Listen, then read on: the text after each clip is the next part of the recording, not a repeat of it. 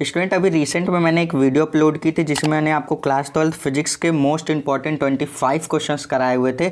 अगर आप वो वीडियो नहीं देखें तो आप जाकर के देख सकते हैं। फिलहाल आज की इस वीडियो में हम लोग क्लास 12 फिजिक्स के कुछ मोस्ट इंपॉर्टेंट न्यूमेरिकल्स करेंगे और ये वही सारे न्यूमेरिकल्स हैं जो कि आपके बोर्ड एग्जाम में बने हुए हैं। आपके बोर्ड एग्जाम का ही ये क्वेश्चन है, ठीक है। आप प्रीवियस 5 साल का सेट उठा करके देखेंगे तो ऐसे ऐसे न्यूमेरिकल आपके बोर्ड एग्जाम में बनते हैं। 5 नंबर 3 नंबर ऐसे ऐसे न्यूमेरिकल आपके बनते हैं। तो देखिए आज का ये जो वीडियो है आप सभी के लिए बहुत ही ज़्यादा इंपॉर्टेंट है। बिना स्किप किए सारे क्वेश्चंस को अच्छी तरीके से तैयार करना। जितने भी न्यूमेरिकल बता रहा हूँ सारे न्यूमेरिकल को नोट करना और उसका सोल्यूशन भी नोट करना। और जैसे वीडियो खत्म होगी एक बार सारे न्यूमेरिकल को खुद से प्रैक्टिस जरूर करके जाना बोर्ड एग्जाम में, ठीक। सो स्टूडेंट यहाँ पर देखिए हमारे पास जो पहला क्वेश्चन है, इस क्वेश्चन में क्या कहा जा रहा है। इस क्वेश्चन में कहा जा रहा है कि एक 10 माइक्रोफैरेड के संधारित्र का विभवांतर हमारे पास 100 वोल्ट से 200 वोल्ट कर देने पर उसकी ऊर्जा में परिवर्तन ज्ञात कीजिए। छोटा सा देखिए, हम लोग बिल्कुल पहले छोटे न्यूमेरिकल से स्टार्ट करेंगे। यही आपका मेथड होना चाहिए जब भी आप न्यूमेरिकल सॉल्व करने जाते हो। कोई भी आप चैप्टर पढ़ लो, मैं आपको बता दूं, जब भी आप कोई चैप्टर पढ़ लो उस चैप्टर के अगर न्यूमेरिकल सॉल्व करने जा रहे हो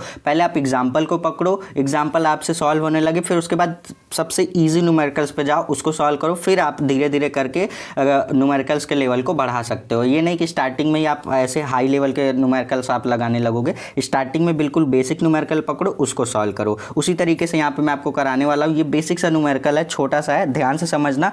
इसमें हमें क्या बोला गया, इसमें बोला गया 10 माइक्रोफैरेड के संधारित्र। हमारे पास संधारित्र दिया गया है, संधारित्र की धारिता हमारे पास कितनी दे रखी है, 10 माइक्रोफैरेड, यानी कि हमारे पास C की वैल्यू दे रखी है। C की वैल्यू क्या दे रखी है, 10 माइक्रोफैरेड। अब माइक्रोफैरेड में आप कभी भी धारिता को नहीं रखते हैं, आप सभी को पता होगा। माइक्रोफैरेड को हम फैरेड में चेंज करेंगे। तो कैसे चेंज करते हैं, जब भी आपको देखो, जिसको नहीं मालूम मैं आपको बता दूं, जब भी आपको माइक्रोफैरेड से फैरेड में जाना है तो आप क्या करोगे, 10 की पावर -6 से मल्टीप्लाई कर दोगे। याद रखना, धारिता हमारे पास 10, यहाँ पर हमारे पास 10 माइक्रोफैरेड दे रखी थी। हम इसको फैरेड में चेंज करने के लिए क्या करेंगे, 10 की पावर -6 से मल्टीप्लाई कर देंगे तो ये फैरेड में हो जाएगी। ये पहला काम हमने कर लिया। उसके बाद बोला जा रहा है विभवांतर हमारा 100 वोल्ट से 200 वोल्ट कर देता है। मतलब आपका विभवांतर में क्या हो रहा है, चेंज हो रहा है। तो पहला विभवांतर हमारे पास है 100 वोल्ट का, दूसरा हमारे पास है 200 वोल्ट का। तो यहाँ से हम लोग विभवांतर को, एक विभवांतर को हम लोग V1 कर लेते हैं, जो हमारे पास कितना दे रखा है, 100 वोल्ट दे रखा है, ठीक, 100 वोल्ट दे रखा है। और दूसरे को हम लोग V2 नाम दे देते हैं, जो हमारे पास 200 वोल्ट दे रखा है, ठीक। न्यूमेरिकल को समझ लो। पहले न्यूमेरिकल ऐसे ही सॉल्व करते हैं कि आपको पहले देखना होता है कि उसमें क्या क्या दिया गया है। पहले आप उसको साइड में नोट कर लो, उसके बाद देखो आपसे क्या पूछा गया है। उसके बाद पूछा गया है यहाँ पर हमारे पास उसकी ऊर्जा में परिवर्तन ज्ञात कीजिए। हम सभी जानते हैं हमारे पास एक फॉर्मूला होता है, हमारे पास वैद्युत स्थितिज ऊर्जा, वैद्युत स्थितिज ऊर्जा का हमारे पास फॉर्मूला क्या होता है, U = देखो, जिसको नहीं मालूम नोट कर लेना। वैद्युत स्थितिज ऊर्जा का फॉर्मूला होता है U = ½ CV²। यहाँ पे हमारे पास U ऊर्जा है और यहाँ पर ½ C हमारे पास क्या है, संधारित्र की धारिता, और V हमारे पास विभवांतर है। ये हमारे पास नोट कर लेना, ये मोस्ट इंपॉर्टेंट फॉर्मूला है। लेकिन हमारे पास यहाँ पर ऊर्जा नहीं पूछा गया, ऊर्जा में परिवर्तन पूछा गया। अब ऊर्जा में परिवर्तन यानी कि हम लोग U की जगह पे डेल U कर देंगे, डेल U कर देंगे, V नहीं, डेल U कर दिया, इक्वल टू, फॉर्मूला यहाँ से चेंज होगा, ½ CV। देखो हमारे पास क्या, विभवांतर हमारे पास 2 दे रखे हैं, एक V1 एक V2 दे रखा है। तो हम लोग क्या करेंगे, इसका नेट निकालने के लिए बड़े वाले में से छोटे वाले को घटा देंगे। बड़ा वाला कौन है, देखो ये V2 आपका 200 वोल्ट है और V1 आपका 100 वोल्ट है। तो इसके लिए हम लोग क्या करेंगे, बड़े वाले में से छोटे वाले को घटा देंगे। तो यहाँ से हम लोग करेंगे V2² - V1²। इस तरीके से, क्यों, क्योंकि V का स्क्वायर होता है, V के प्लेस पे हमने V2 - V1 कर दिया, क्योंकि हमारे पास 2 विभवांतर दे रखे थे, ठीक। अब देखो ये हमारा फॉर्मूला एकदम तैयार है। हम लोग इसमें क्या करेंगे, सिर्फ और सिर्फ वैल्यू को पुट करके कैलकुलेशन कर देना है, हमारे पास ऊर्जा में परिवर्तन आ जाएगा। कैसे करेंगे, देखो यहाँ से डेल U = लिखेंगे ½ C हमारे पास धारिता कितनी दे रखी थी, 10 माइक्रोफैरेड दे रखी थी। हमने इसको फैरेड में चेंज किया तो हमारे पास आ गया 10 मल्टीप्लाई 10 की पावर -6 आ गया। उसके बाद यहाँ से हम लोग लिखेंगे V2²। V2 की हमारे पास कितनी वैल्यू दे रखी है, इसको आप ये वाला ब्रैकेट बनाओ। V2 की वैल्यू हमारे पास कितनी दे रखी है, 200 दे रखी है। अब 200 स्क्वायर है V2 का, तो स्क्वायर कर दिया, माइनस V1 की वैल्यू 100 दे रखी है, तो 100 लिख करके इसका भी स्क्वायर कर दिया, इसलिए इस तरीके का ब्रैकेट कर दिया, ठीक। अब इसका कैलकुलेशन करना है हमें, तो डेल U का मतलब क्या, ऊर्जा में परिवर्तन। अगर हमें सिर्फ और सिर्फ ऊर्जा निकालने को बोला होता तो हम लोग क्या करते, u इक्वल टू हाफ से भी कर देते। तो यहाँ से हम लोग क्या करेंगे, देखो डेल u इक्वल टू, यहाँ से हम लोग क्या करें, इसको सॉल्व करेंगे तो हमारे पास देखो सबसे पहले क्या करेंगे, 2 से 10 को कैंसिल आउट करेंगे तो ये हो जाएगा 5। अब 10 की पावर -6 है, इसको एज इट इज़ लिख लिया। अब यहाँ से देखो हम लोग क्या करेंगे, इसको मल्टीप्लाई में लिख दिया। अब देखो इसको हम लोग कैसे सॉल्व करेंगे, इसको देखो सबसे पहले हमारे पास है 200 का स्क्वायर। 200 का स्क्वायर मतलब हमारे पास कितना हो जाएगा, 40,000 हो जाएगा। 200 का स्क्वायर कितना हो जाएगा हमारे पास, 40,000 हो जाएगा, ये लिख दिया। अब 100 का स्क्वायर कितना हो जाएगा हमारे पास, 100 का स्क्वायर हमारे पास 10,000 हो जाएगा। ठीक, तो यहाँ से हमने लिखा 10,000। ठीक, 10,000 लिख दिया। अब यहाँ से हम लोग 40,000 में से 10,000 घटाएंगे तो हमारे पास कितना आएगा, 30,000 आएगा। तो यहाँ से लिखेंगे del u equal to 5 into 10 की पावर -6 इंटू 40,000 में से 10,000 घटा रहे हो ना, तो हमारे पास कितना आ जाएगा, हमारे पास आ जाएगा 30,000। तो यहाँ से हम लोग क्या लिख देंगे, 30,000 लिख देंगे। ठीक, 30,000 लिख दिया। अब उसके बाद यहाँ से हम लोग क्या कर सकते हैं, लिखेंगे डेल u इक्वल टू, हम लोग यहाँ से क्या लिखेंगे, 5 मल्टीप्लाई 10 की पावर -6। अब यहाँ से देखो 30 है, उसके बाद क्या है, 4 जीरो है। तो यहाँ से हम लोग क्या, मतलब यहाँ पर हमारे पास 3 है, उसके बाद 4 जीरो, इसका मतलब हमारे पास 30,000 दे रखा है। तो इसको हम लोग लिख सकते हैं 3 इंटू 10 की पावर, देखो कितने जीरो हैं, 10 की पावर 4 जीरो है, तो यहाँ पर 10 की पावर 4 लग जाएगा। अब इसको सॉल्व करेंगे तो हमारे पास डेल u की जो वैल्यू आएगी, सबसे पहले तो 5 का मल्टीप्लाई 3 से करने पर हमारे पास 15 आ जाएगा। 15 लिख दिया इंटू, अब देखो जहाँ आधार आधार समान होती है वहाँ घाते जुड़ जाती हैं, ये सभी को पता होगा, एक छोटे से बच्चे को भी पता है। ठीक, तो यहाँ से देखो हमारे पास यहाँ भी 10 है, यहाँ भी 10 है, यहाँ पर 10 की पावर -6 है, यहाँ पर 10 की पावर प्लस का 4 है। तो यहाँ से हम लोग क्या करेंगे, इसको करेंगे तो 10 की पावर 6 इंटू 10 की पावर 4, 10 की पावर -6 है और 10 की पावर 4 है।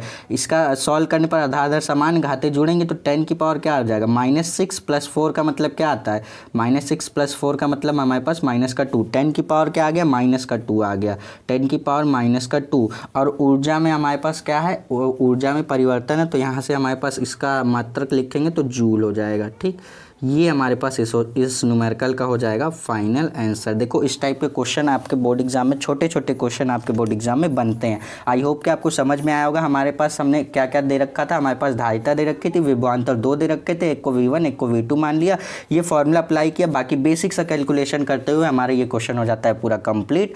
आई होप कि आपको समझ में आ गया होगा। नहीं भी समझ में आया तो आप कमेंट सेक्शन में कमेंट करके बताना, जो भी डाउट है आपका मैं रिप्लाई करता हूँ। बहुत सारे बच्चे कमेंट करते हो तो उनको भी रिप्लाई करता हूँ, मैक्सिमम बच्चे को रिप्लाई कर ही देता हूँ मैं। तो आप लोग का जो भी डाउट है कमेंट करके जरूर बताना। अब हम लोग चलेंगे अपने नेक्स्ट न्यूमेरिकल की तरफ। सो स्टूडेंट, ये रहा हमारा नेक्स्ट क्वेश्चन। देखो इस टाइप के क्वेश्चंस को हम लोग कैसे सॉल्व करते हैं। सबसे पहले देख लेते हैं कि क्वेश्चन में क्या क्या दे रखा है और हमें क्या निकालने को बोला गया है। क्वेश्चन में बोला गया है हमारे पास 5.0 इंटू 10 की पावर -8 कूलाम बिंदु आवेश से कितनी दूरी पर वैद्युत क्षेत्र की तीव्रता 450 वोल्ट पर मीटर होगी। तो यहाँ पर हमारे पास क्या क्या दे रखा है। सबसे पहले तो हमारे पास कूलाम बिंदु आवेश, यानी कि हमारे पास आवेश हमारे पास कितना दे रखा है, 5.0 इंटू 10 की पावर 8 कूलाम हमारे पास आवेश दे रखा है, यानी कि Q की वैल्यू दे रखी है।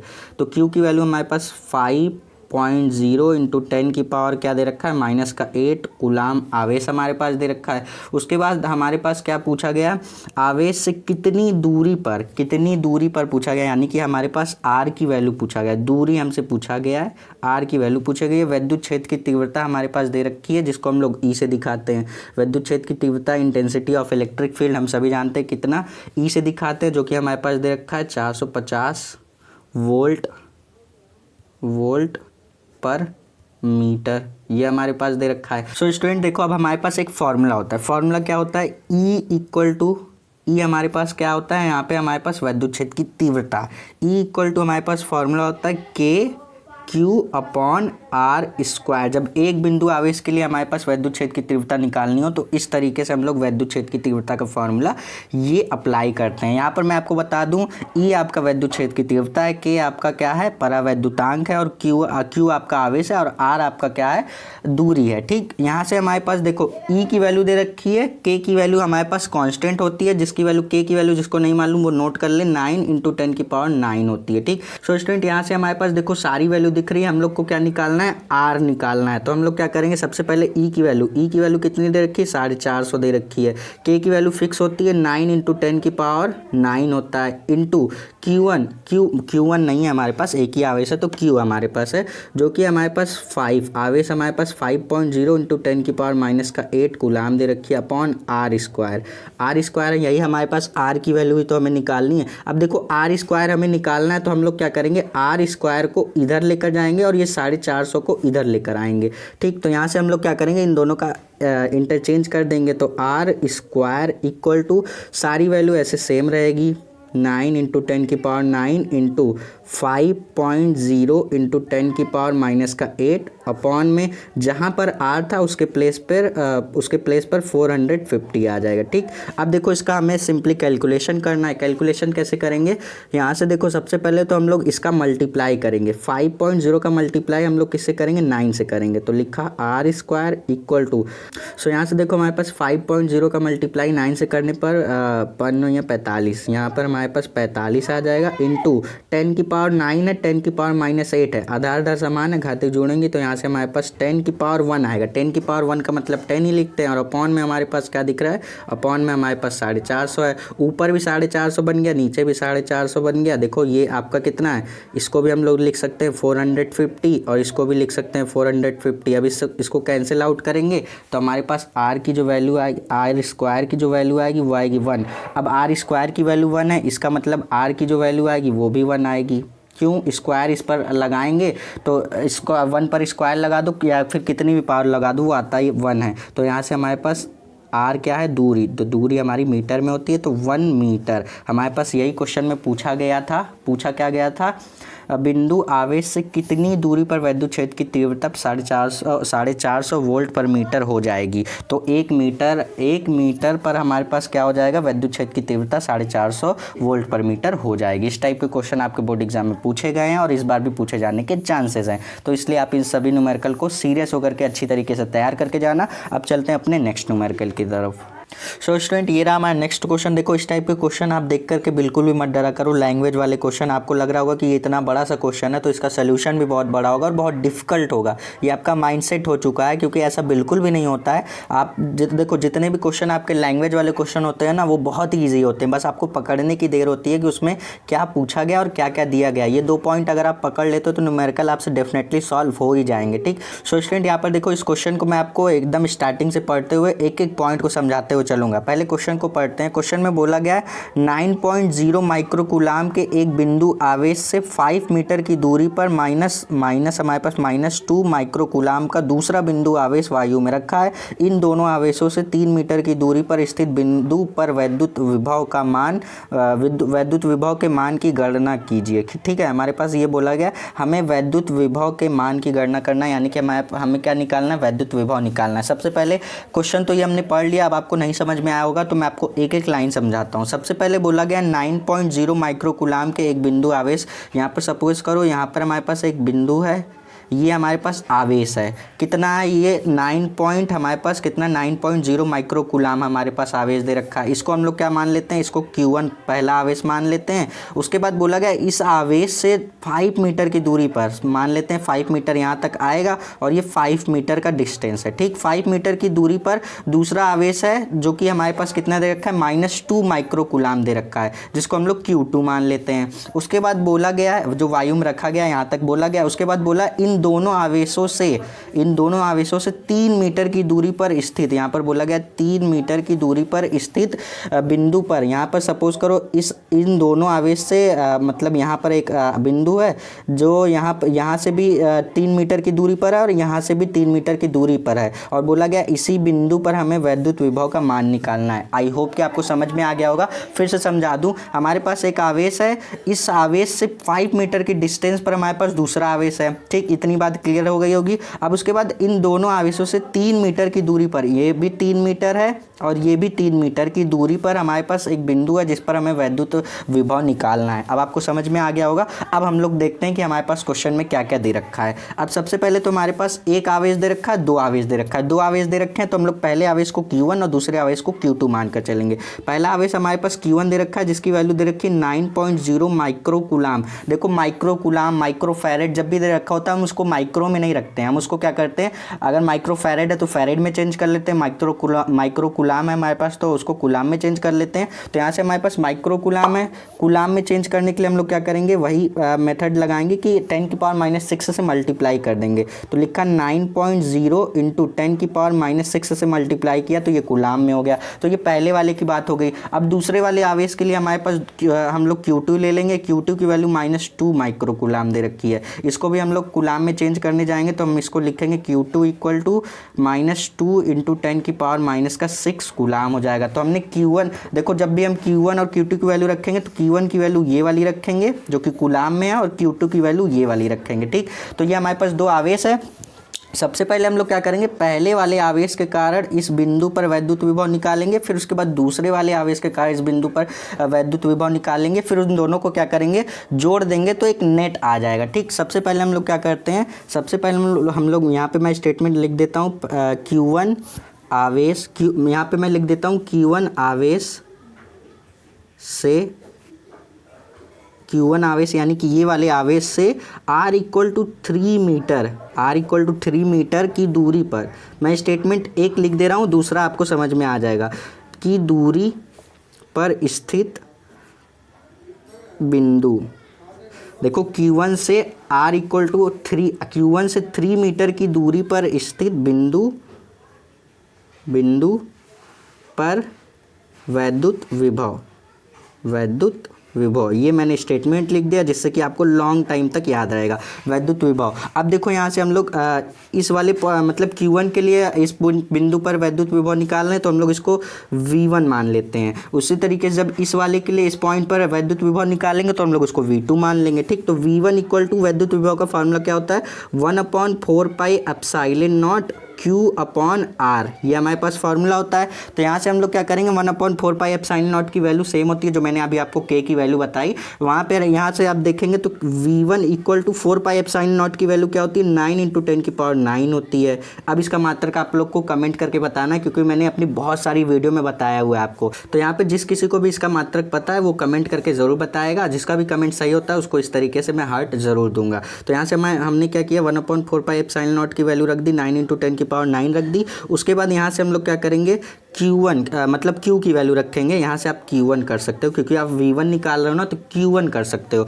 Q1 की वैल्यू हम लोगों ने क्या रखी है, Q1 की वैल्यू हम लोग ये रखेंगे 9.0 × 10⁻⁻6 अपॉन R रखेंगे। R की वैल्यू हम लोग क्या रखेंगे, R इस पॉइंट से मतलब Q1 से इस बिंदु पर वैद्युत विभव निकाल रहे हैं तो इसके और इसके बीच का डिस्टेंस कितना है, 3 मीटर है। तो यहाँ से हम लोग लिख देंगे 3। ठीक, अब इसको सॉल्व करना है तो सबसे पहले 3 से 9 को कैंसिल करिए, 3 3 जा 9, तो V1 इक्वल टू हमारे पास क्या आ जाएगा, 3 × 10⁹ है, ये पहले से हो गया। अब उसी तरीके से लिखेंगे मल्टीप्लाई में हमारे पास ये आएगा 9.0 × 10⁻⁻6। अब इसका कैलकुलेशन करना है हमें, तो कैसे कैलकुलेशन करेंगे, सबसे पहले 9 का मल्टीप्लाई 3 से करिए, तो V1 इक्वल टू 9 3 जा 27 मल्टीप्लाई। अब देखिए यहाँ से हमारे पास आधार समान घाते जुड़ जाएंगी, तो 10⁹ 10⁻⁻6 क्या आएगा, 10⁻3 आ जाएगा, क्योंकि यहाँ पर हमारे पास क्या थे, आधार समान थे तो इनकी घाते जुड़ी, तो 10⁻9 और 10⁻⁻6 मिलकर हमारे पास 10⁻3 हो जाएगा।